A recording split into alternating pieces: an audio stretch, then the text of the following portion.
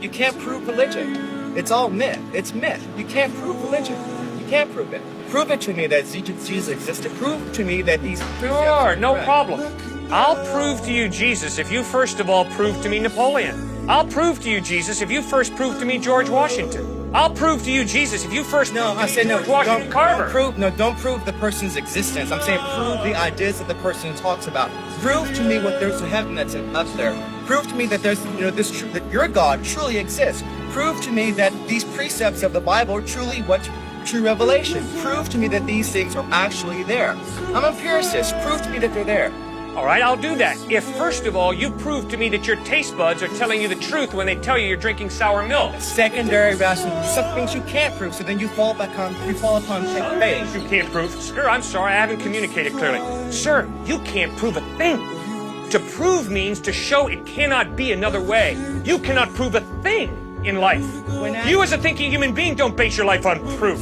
You base your life on evidence. What does the evidence point to? And you follow the evidence. To prove means to show. It cannot be another way. What can you prove in life? Prove to me we're having this conversation right now. You can't prove it. We might be dreaming. Someone might have dropped some drugs in our tea. But the evidence is we're having this conversation. That's why I'm hanging in there with you. That's why you're hanging in there with me. Evidence. Okay, so the evidence is God exists. The evidence is the order and the design of the cosmos point to an intelligent mind. Moral absolutes point to some moral giver, lawgiver. Life comes from life. Never once have I ever seen life come from non-life. An atheist is someone who says, oh yeah, at some point, somewhere, at one time, in La La Land, life came from non-life. And I'm saying, all of my experience shows me life comes from life. Never once have I seen life come from non-life. Fourth piece of evidence, free will. If there is no God, you're just a hunk of biochemical reactions. That's all I am. You're not free. You're determined by your biochemical reactions. So am I. I'm sorry. I judge myself at night. I say, you know, Cliff, when you spoke to that student, that was pretty rude. When you spoke to that student, boy, you displayed a lot of patience, man. Tomorrow do that again and don't do that. I judge myself. I critique myself.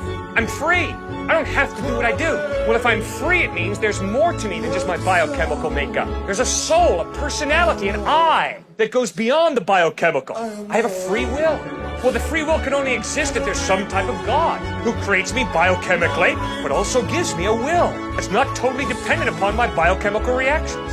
That's why I believe God exists. Now, why do I believe Jesus is reliable? Because the historical evidence of the way he lived, what he taught, how he died, how he rose from the dead, points to his credibility.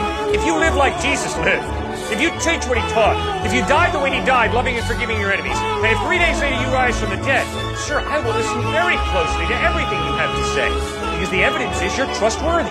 So that's why I believe in Jesus. One of the reasons that I am convinced that God exists is because of my experience of love. Love is not simply a chemical reaction. You can't x-ray a heart and find love. You can't take a blood sample from a person and pinpoint what love is. Love is intangible, non-physical. You can't show me a foot of love. You can't measure out a pound of love. It's an intangible value, but it's love that makes the world go round. It's love that makes a family a family. It's love that allows estranged husband and wife to forgive each other and to begin to love each other again.